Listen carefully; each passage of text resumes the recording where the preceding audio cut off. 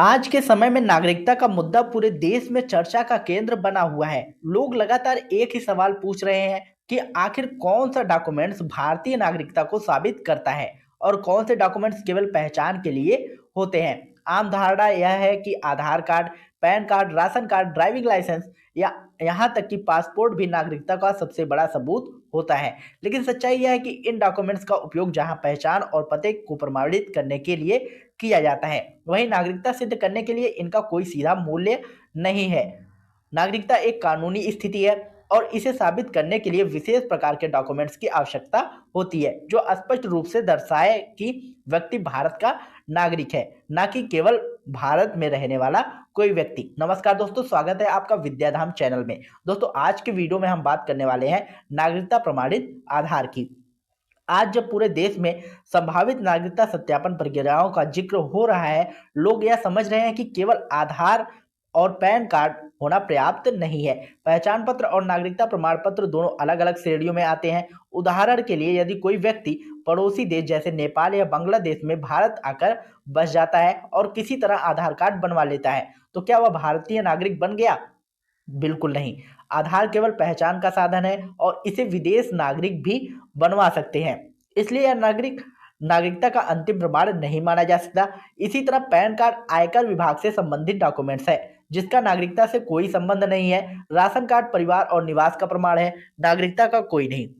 Driving licence केवल यह साबित करता है कि व्यक्ति वाहन चलाने के लिए अधिकृत है, यह भी नागरिकता सिद्ध नहीं करता। इसलिए इन सभी डॉक्यूमेंट्स पर पूरी तरह भरोसा करना और उन्हें नागरिकता प्रमाण मान लेना एक बड़ी गलतफहमी हो सकती है। अब यहीं पर आप असम का उदाहरण ले लें तो इस विषय पर सबसे महत्वपूर्ण है, क्योंकि वहां नागरिकता सत्यापन की प्रक्रिया के दौरान लाखों लोग सूची से बाहर हो गए थे। इसका मुख्य कारण रहा था कि कई लोगों के पास अपने जन्म या अपने परिवार की नागरिकता साबित करने के लिए कोई वैध डॉक्यूमेंट्स उपलब्ध नहीं थे। उनके पास आधार, पैन या अन्य पहचान पत्र थे, लेकिन चूंकि वे नागरिकता के प्रमाण नहीं थे, इसलिए वे उपयोगी साबित नहीं हुए। असम की यह घटना पूरे देश के लिए एक चेतावनी साबित हो सकती है। नागरिकता का मुद्दा केवल पहचान पत्रों से संभाल का जा सकता है। इसके लिए वास्तविक डॉक्यूमेंट्स चाहिए होता है जो साबित करे कि व्यक्ति भारत में पैदा हुआ है, उसके माता पिता भारतीय नागरिक थे।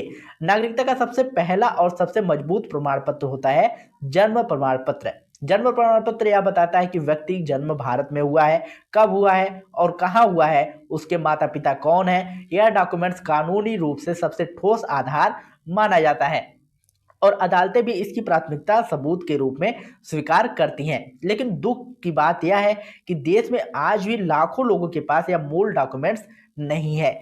कई लोग इसे सामान्य कागज समझकर संभाल कर नहीं रखते, लेकिन आने वाले समय में यह सबसे महत्वपूर्ण साबित हो सकता है। जन्म प्रमाण पत्र बनवाने की प्रक्रिया थोड़ी लंबी है, लेकिन मुश्किल नहीं है। ब्लॉक या नगर निगम के कार्यालय में जाकर आवेदन करना होता है, माता पिता के पहचान पत्र, फोटो और शपथ पत्र जमा करना होता है और कुछ मामलों में कोर्ट से सत्यापन भी करवाना पड़ सकता है। खर्च बहुत अधिक नहीं होता है, लगभग 300 से 500 रुपए में यह काम हो जाता है। जन्म प्रमाण पत्र के अलावा वोटर आईडी भी नागरिकता के सबूत के रूप में महत्वपूर्ण भूमिका निभाती है, क्योंकि वोट डालने का अधिकार केवल भारतीय नागरिक को ही दिया जाता है। क्योंकि कोई व्यक्ति मतदाता सूची में शामिल है, यह दर्शाता है कि उसे भारतीय नागरिक मानकर मतदाता के रूप में पंजीकृत किया गया है। हालांकि यह 18 वर्ष से अधिक आयु वालों के लिए ही उपलब्ध होता है, लेकिन फिर भी यह एक मजबूत प्रमाण माना जाता है। इसके बाद पासपोर्ट की बात आती है। पासपोर्ट अंतर्राष्ट्रीय यात्रा का दस्तावेज है, लेकिन इसे सामान्यतः भारतीय नागरिकों को ही जारी किया जाता है। इसके लिए यह भी नागरिकता सिद्ध करने में मदद करता है। हालांकि पासपोर्ट बनवाने के लिए भी पहले नागरिकता से जुड़े प्रमाण मांगे जाते हैं, इसलिए केवल पासपोर्ट बनवा लेना ही नागरिकता का अचूक सबूत नहीं माना जा सकता।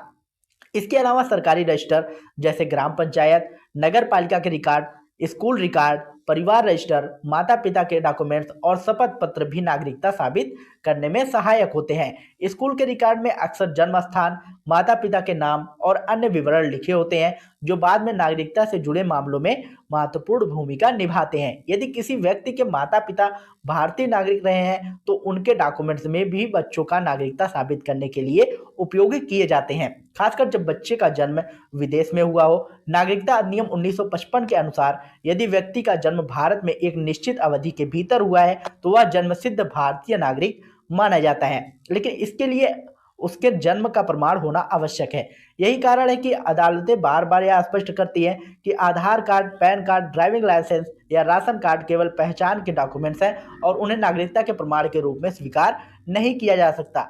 हाल ही में बम्बई हाई कोर्ट ने भी एक मामले में यही बात दोहराई कि नागरिकता साबित करने के लिए जन्म प्रमाण पत्र, भारतीय पासपोर्ट या सरकारी रजिस्टर में दर्ज मूल रिकॉर्ड ही मान्य है। आने वाले वर्षों में यदि सरकार नागरिकता सत्यापन जैसी कोई प्रक्रिया शुरू करती है तो केवल पहचान पत्र दिखाकर नागरिकता साबित नहीं की जा सकेगी।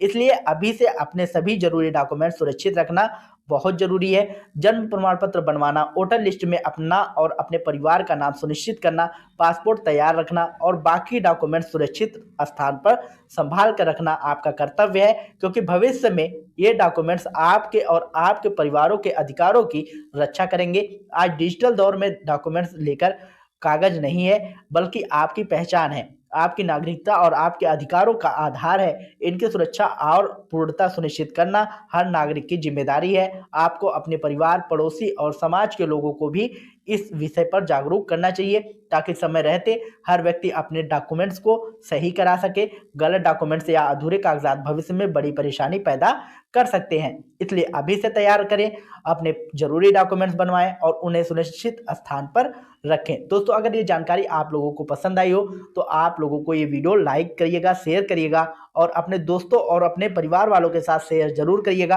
क्योंकि ऐसी जानकारी सभी को पास होना जरूरी है।